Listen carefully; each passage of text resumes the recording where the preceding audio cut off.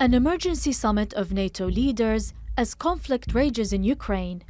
With no prospect of a ceasefire, the 30-member alliance was seeking a united response to Russia's attack. Vladimir Putin has already crossed the red line into barbarism, and I think it's now up to NATO to consider together the appalling crisis in Ukraine.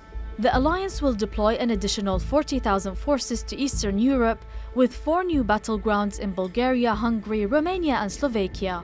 But NATO reiterated that they will not send any forces to Ukraine or impose a no-fly zone.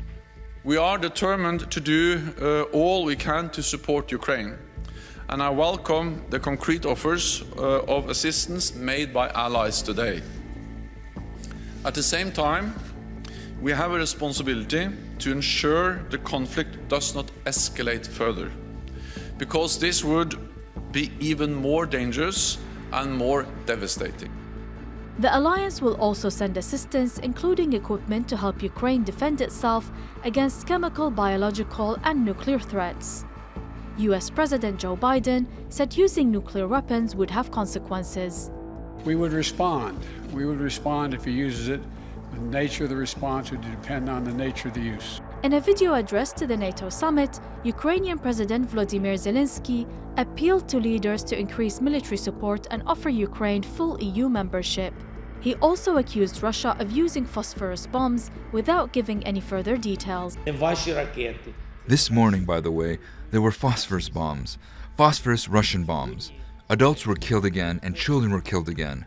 I just want you to know, the alliance can still prevent the deaths of Ukrainians from Russian strikes, from Russian occupation, by giving us all the weapons we need.